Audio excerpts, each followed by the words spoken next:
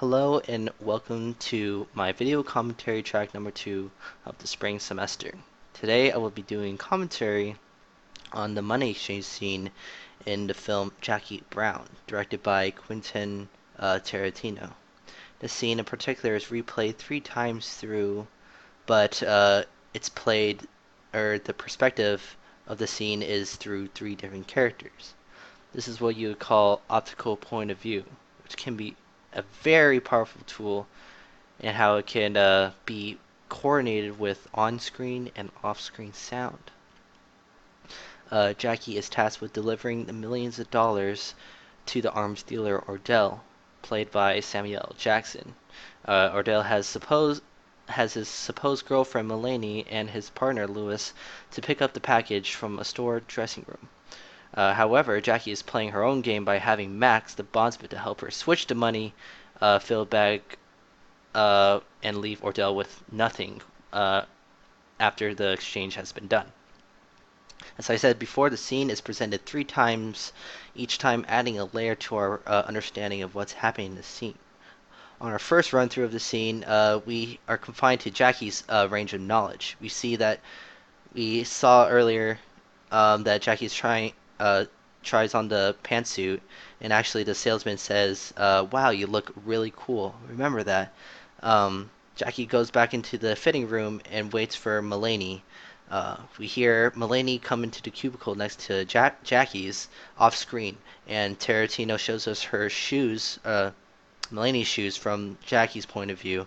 Jackie gives the shopping bag with the money to Mulaney, and Mulaney gives back Jackie the one with none.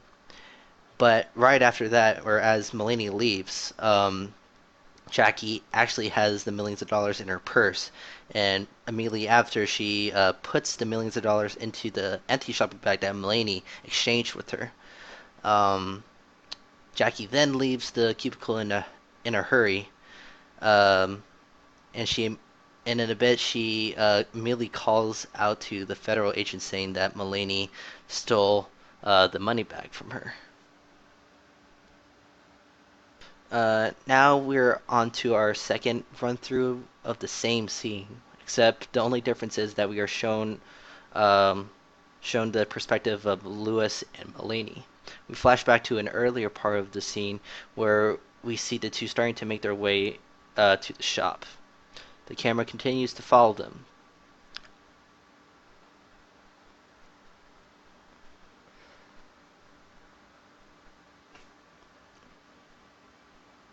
And as the camera continues to follow them, we actually then hear the sales woman off screen saying, "Wow, you look really cool." If you didn't hear that earlier, we hear that line coming from the saleswoman clearly, indicating that we're entering a scene that we already witnessed before. The two goons attempts to look normal or less shady by browsing through clothing next to the shopping through the where through the shopping through the shop next to them. The Tarantino uses off-screen sound to show Lewis's lack of intelligence. As Lewis looks down at the shirts he's browsing through, in a bit we'll hear the clerk's phone ringing. He doesn't look up. What actually gets his attention is Mulaney, who rushes towards the fitting rooms. Um, Looking clearly aggravated, he then makes eye contact with Max, who, for some reason, Lewis barely recognizes Max for some reason, um, which he should, because it was indicated that they met before. Mulaney finally rushes out of the dressing room, and Lewis catches up with her. And you can see them now. You can see them walking out. You can see how um, Lewis has just had enough with Mulaney just right now. But I kind of realized that throughout the whole film, I constantly hear music playing, but in this particular part, I don't hear any music playing. Maybe because Lewis himself is a really dull character. And that the lack of music means he has a lack of intelligence, and that he's like really straightforward and direct, and he'll follow anybody.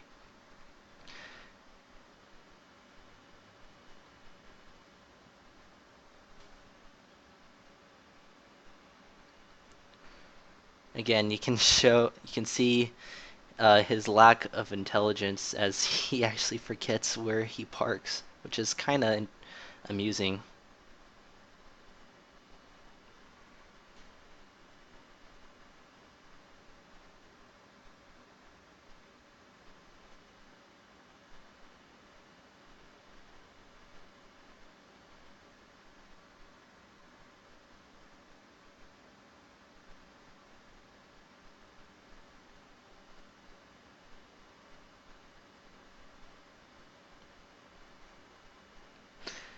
And as you can see, he Lewis shot Mulaney straight up.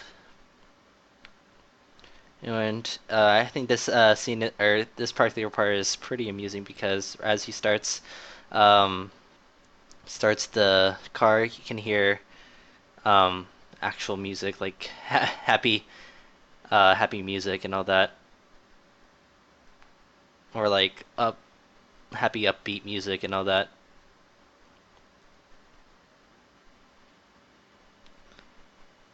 Which is funny because something really morbid just happened just earlier, and now happy music comes in right after, which is kind of like I noticed it in a lot of parts of the movie.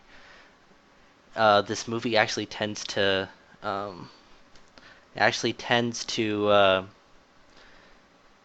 actually like confuses you or surprises you just by using music itself. So earlier in the film, we actually hear um, happy music or just like calm, um, just low key music playing, and all of a sudden, while that music is playing, just right after that, something someone dies or like someone gets shot, which really surprises me and it kind of like caught me off guard, which is really interesting if you think about it. And now we go into uh, we are shown the same scene a third time. This time it's through the perspective of Max. We were already given a sort of teaser of Max's appearance in the scene uh, when Lewis glanced at Max in the second run through of the scene. We see a tracking shot following Max's line of sight. As the camera moves, we see a glance of Mulaney and Lewis walking into the vicinity. Now we finally see Max calmly waiting for the exchange to happen. Again, we see Jackie walking out of the dressing room in her outfit and then the clerk saying, "Wow, you look really cool." Again, except we see it in Max's perspective. Right after we hear that line, the sound fades and focuses on Mulaney and Lewis arguing. Max refocuses his attention towards Melanie, I'm very sorry, and Lewis. Uh, in this particular part of the scene, I notice that Max is shifting his attention between Jackie's conversation and with the clerk and Mulaney and Lewis's quarrel by sound mixing. When Max is overwatching what's happening at the shops counter, we hear Mulaney and Lewis quarreling with each other, which makes Max turns his attention to the two. The phone rings earlier, and Max's eyes turns back to the clerk's desk, but he keeps an eye on Melanie. Also, before Lewis notices, Max sees Mulaney walking into the shop to perform the exchange. You can see how Lewis and Max are different in terms of intelligence. Lewis does an awful job scanning the shop and um, trying to look inconspicuous as possible, but he does a really bad job at it. Um, but on the other hand, Max is calm and collected and waits for the right time to commence his part of the plan. Each off-screen sound snaps Max's attention to what is important to the plan. Lewis and Melanie leave the store, and then Jack leaves the store right after. Max pauses for a bit, and then he makes his way to the dressing room to collect the shopping bag with the money. Um, this scene shows that repeating key actions, these reruns, adds to our understanding of the scene.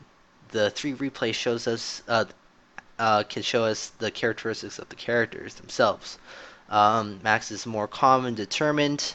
Mulaney and Lewis are clearly organized together. Um, Lewis himself is a very dull character, and he shows that through his lack of intelligence when he was waiting for, or when he was doing the exchange, or um, commencing the his mission, I guess. Each version of the scene are closely intertwined with each other. Sound and image work perfectly. They work perfectly together. That it lets us have a better understanding of Jackie's complex plan. Um, Thank you very much for viewing my commentary. I hope I get a good grade in this. This is Julian Enriquez signing off.